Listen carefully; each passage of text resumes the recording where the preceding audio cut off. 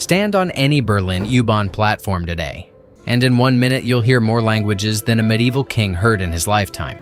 Arabic, Turkish, English, Polish, Hebrew, Spanish.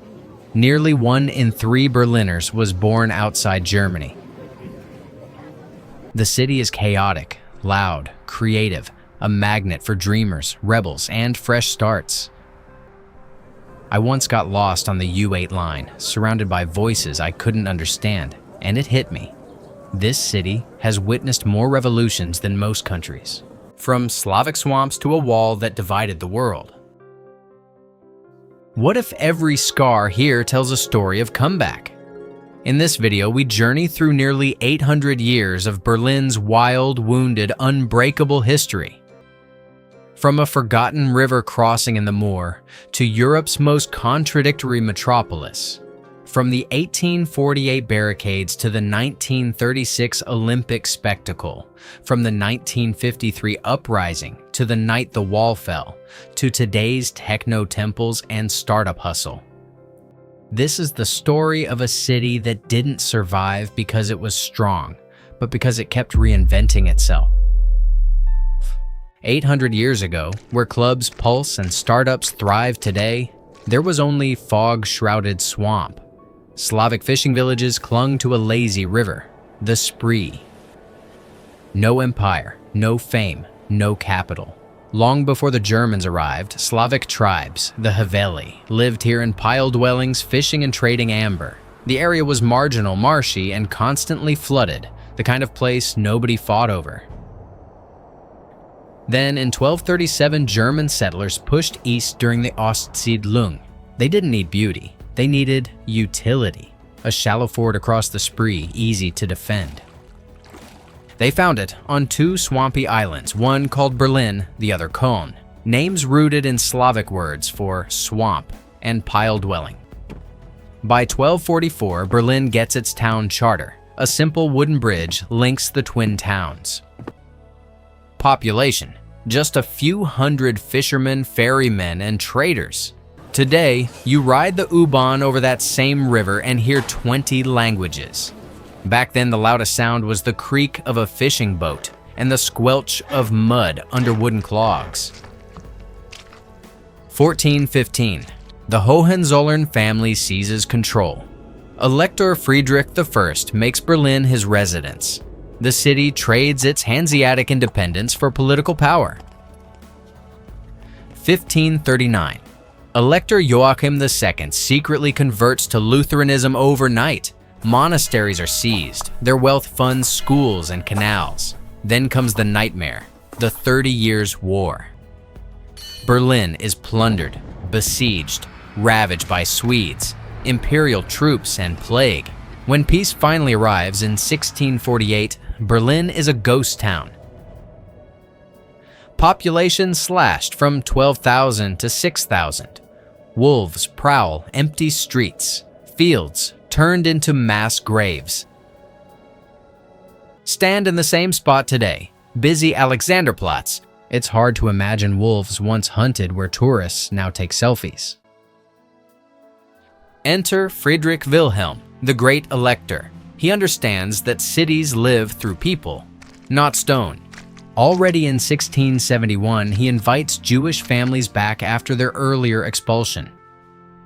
Then in 1685, the Edict of Potsdam welcomes 20,000 French Huguenots fleeing Louis XIV. They bring silk weaving, watchmaking, gardening, and determination, soon forming 1/5 of the population. Berlin erupts, population triples, new quarters rise. Unter den Linden is planted with fragrant lime trees. From swamp to budding European city in 1 generation. The same streets where today hipsters drink flat whites once echoed with French accents and the clack of looms. 1701. Friedrich I crowns himself king in Prussia. Berlin becomes capital of a kingdom. His grandson, Frederick the Great, turns it into Europe's Enlightenment beacon. Voltaire spares with the king over wine. Moses Mendelssohn reshapes Jewish thought. Operas rise, academies flourish, yet Berlin stays deeply contradictory. Intellectually free, politically iron-fisted. 1760. Russian shells rain down. 1806. Napoleon occupies the city and drags Prussian flags through the mud. From humiliation comes reform. Serfdom ends. Humboldt University opens in 1810. Today, you can still walk unter den Linden and feel that tension, freedom of thought versus order, alive in every debate at every corner cafe. The 19th century remakes Berlin completely. Factories multiply, railways slice through the city, workers flood in from the east, Mietskasernen tenements rise, 5 stories of cramped courtyards and shared toilets. Then 1848, the March Revolution. Barricades go up across the city. Workers and students fight for democracy. King Friedrich Wilhelm IV is forced to salute the dead revolutionaries from his balcony. It's the first time Berliners taste real political power. And the first of many times, that dream is crushed. Stand on those same streets today, and you still feel the revolutionary energy in every protest and every street art-covered wall. After World War I, the Kaiser falls. On 9th November 1918, Philipp Scheidemann steps to the Reichstag window and proclaims the German Republic, right where tourists now take photos. Berlin becomes the Weimar Republic's chaotic heart. Hyperinflation, political murders.